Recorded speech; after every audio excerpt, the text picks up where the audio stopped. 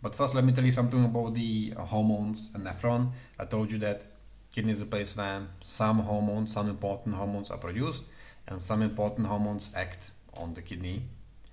And by acting on the kidney, I mean acting on the nephron. So this is actually the stuff that they might ask about. I don't think they would be asking like what ions get reabsorbed in loop of Henle, but it's possible that they would ask you something about the following three hormones that can act on the nephron. So first hormone would be the PTH, the parathyroid hormone. Okay.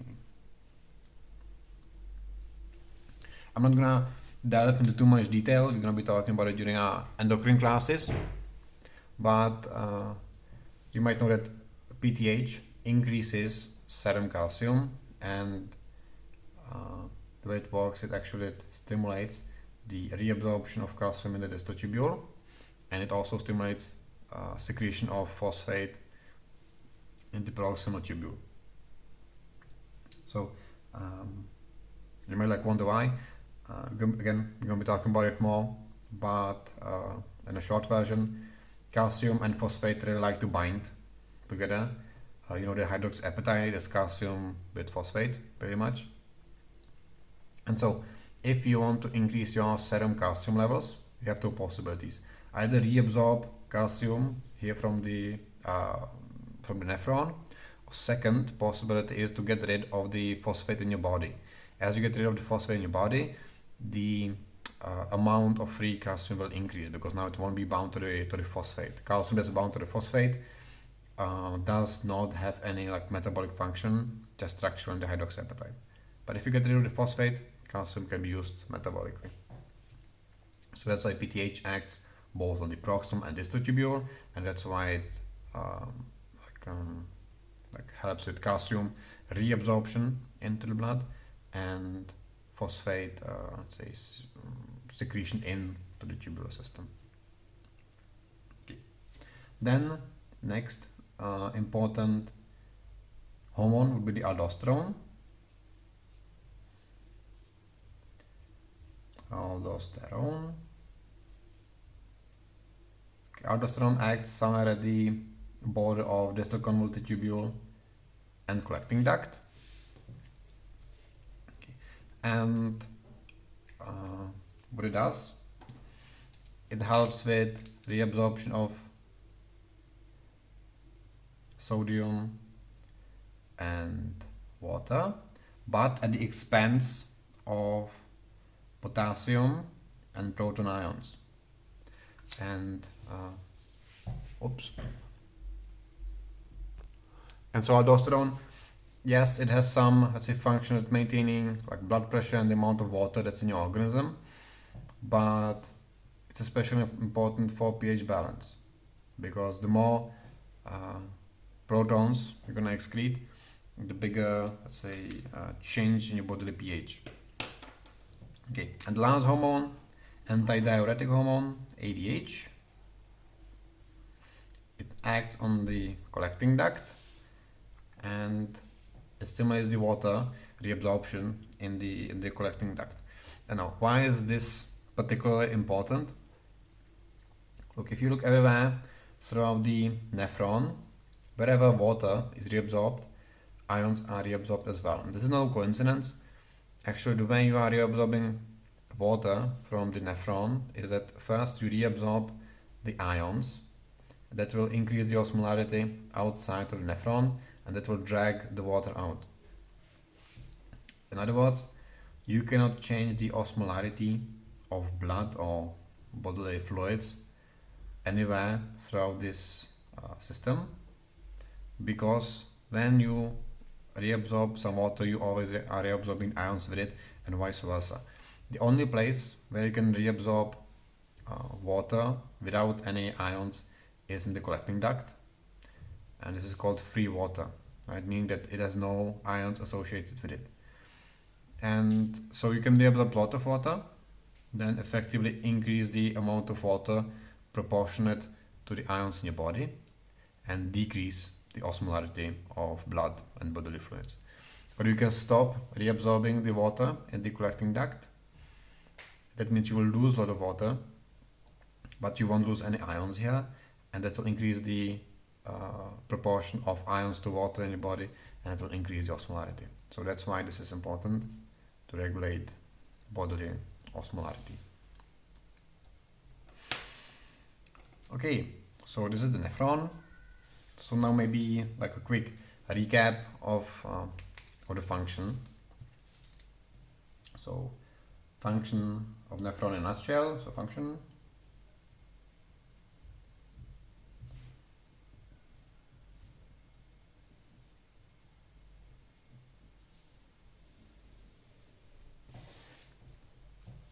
So first thing that happens, you have blood coming through the afferent anterior and the glomerulus. So you have blood entering the glomerulus. Okay. Some parts of the blood will get filtered into the Bowman's capsule. So blood gets filtered in the in this area between the glomerulus and Bowman's capsule, and this will create the ultrafiltrate.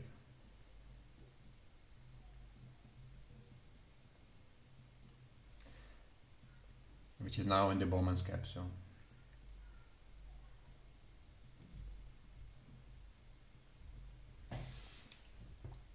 Okay, and then this ultrafiltrate, it will travel down the tubules, and you will be selectively reabsorbing the stuff that you want to keep in the body, and you will just, the stuff that you don't want, you will just let it pass through, and eventually it will be peed out.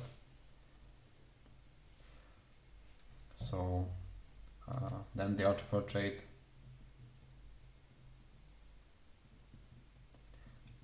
travels down the tubule system of nephron. So ultrafiltrate travels through tubules of the nephron.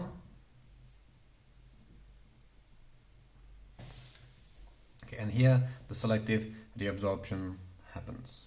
So selective reabsorption of substances in the ultrafiltrate.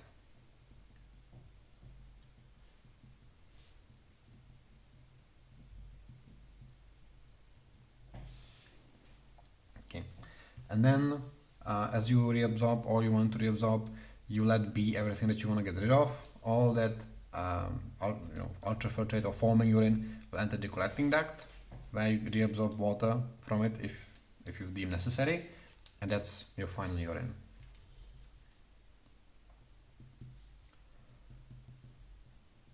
So final urine. By the time the forming urine enters the end of the collecting duct, that's it. You can't do anything about it. That's your final urine. Okay, so that's it. Again, I'm just gonna recap how the filtration works. Everything that you know you don't wanna get rid of stays in the blood. There's the plasma proteins and blood cells. Everything that's smaller than plasma proteins and you might wanna get rid of, that will pass through, right? Water, ions, some wastes, you wanna get rid of that, passes through. However, some substances are still necessary for the body but too small to, let's say, separate them from all that waste. That's the glucose and amino acids. So unfortunately those have to pass the filtration barrier as well. However, in the proximal convoluted tubule you have all the transporters that will bind the substances and reabsorb it. Now you might ask, okay, so where does it get reabsorbed? Around the nephron, all the way around it, there's a pretty delicate like net of capillaries, right? So all of the tubules on the nephron, they're enveloped by capillary network, and this is where all the stuff gets reabsorbed. All the water, all the ions, all the glucose, all the amino acids. They tangentially enter the cells of the convoluted tubule, and then off they go and enter the blood. So yeah, and that's it. Also, one thing to note, in the glomerulus you have capillaries, and you know the sequence of the blood vessels. You have arteries, arterioles, capillaries, venules, and veins. This is an exception in the body where you have artery, then you have capillary, and then you have artery again. There's one more place in the body where this happens. Otherwise, this is pretty unique. Not terribly important for your exam, but I'm still gonna mention it. There might be some question about efferent or afferent arteriole. Okay, so this is it about the nephron.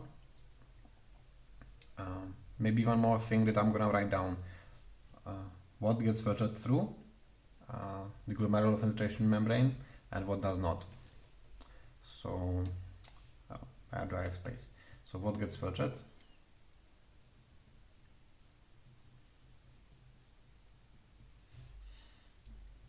What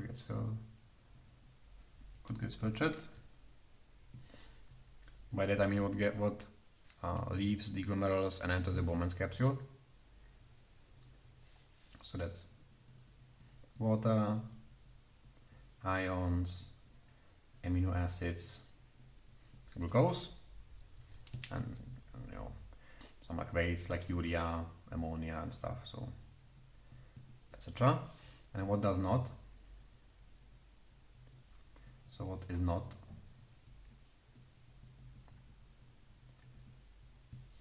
Filtered. Okay, so that's the blood cells and proteins.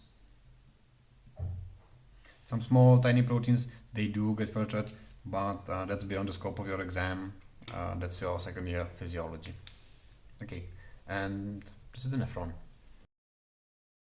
Okay, one more thing I forgot to add.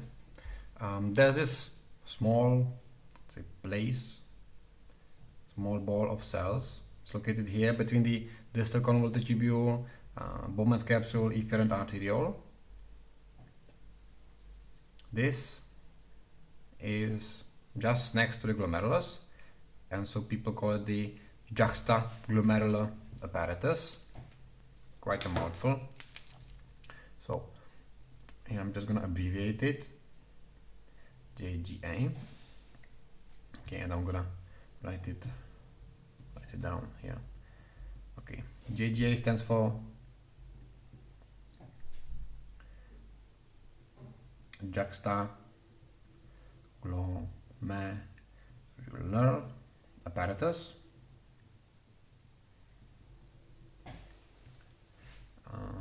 It's let's say a bundle of several specialized cells.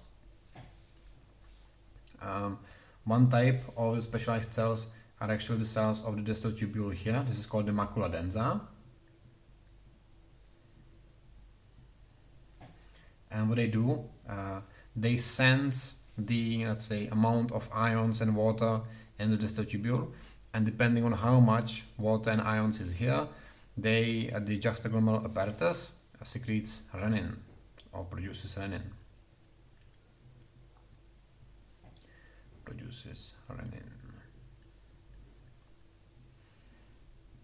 Okay. Now, you need to know much more detail.